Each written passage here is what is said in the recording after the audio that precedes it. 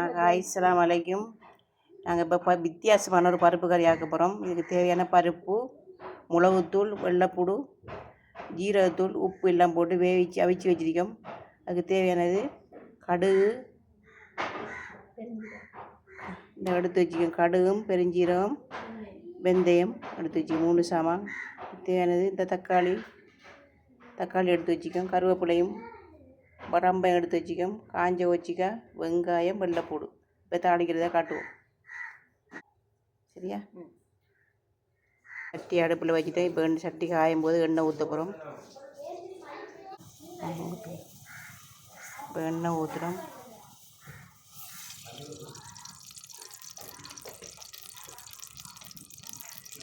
எண்ணெய் காயட்டும். எண்ணெய் காய்ஞ்சது பிறகு கடுகு, வெந்தயம், பெருஞ்சீரகம் போட போகிறோம்.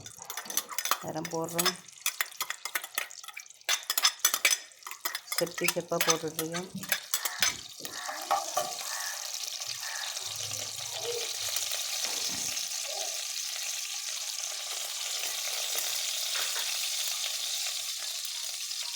இப்போ கருவேப்பிலையும் ரம்பம் போட போகிறோம்.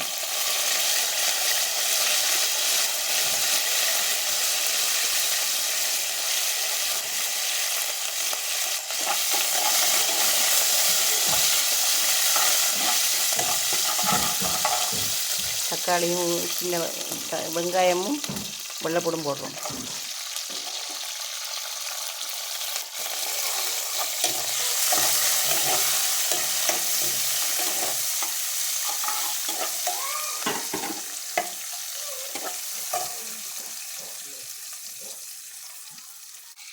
இப்போ தக்காளியும் காஞ்ச வச்சுக்க போட்டோம். தக்காளி போட போகிறோம். தக்காளி போட்டு நல்லா மிக்ஸ் ஆக்குறோம். நல்லா வதங்கி வரட்டும்.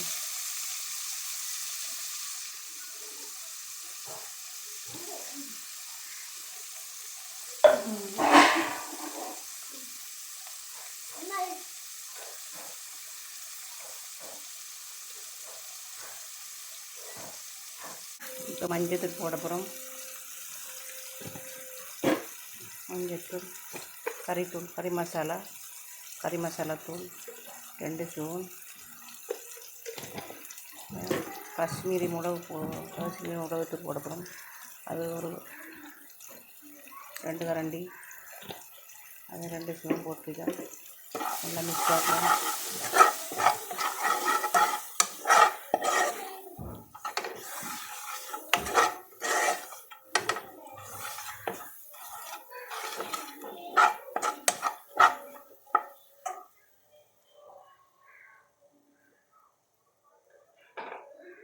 தேங்காய் பால் ஊற்ற போகிறோம். கடைசி பால் ஊற்ற போகிறோம்.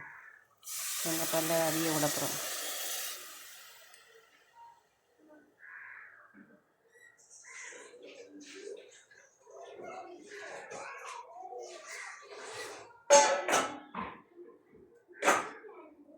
அது நல்லா மிக்ஸ் ஆகி இது போய் கலக்கி நல்லா கொதிக்கணும். கொதிச்சது பிறகு பருப்பு கட்டு வச்ச பருப்பு அதில் போடுவோம்.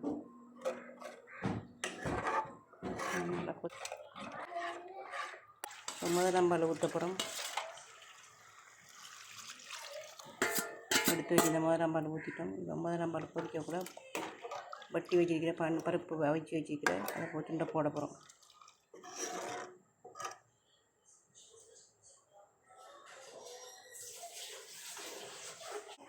இப்போ அவிச்சு வச்சுக்கிற பருப்பு போட போகிறோம்.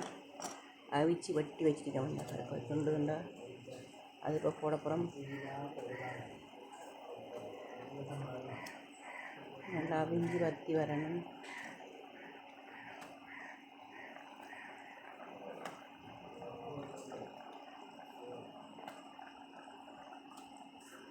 காய்ச்சி ரெடியாகி கொண்டு வருது பருப்பு பன்னீர் கறி.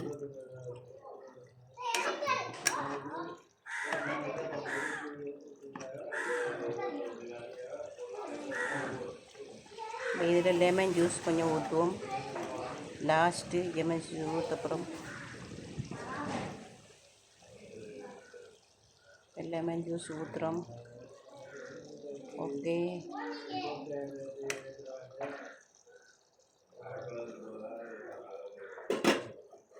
ஊற்றிட்டோம். லெமன் ஜூஸ் இனியோ பார்க்க போகிறோம். கறி ரெடியாகி விட்டது. கறி பிடிச்சிருந்தா எல்லாம் லைக் பண்ணுங்கள், ஷேர் பண்ணுங்கள், வெள்ளை பண்ணுறேன். அதுதான் நமக்குங்க. Thank you very much. வெல்கம்.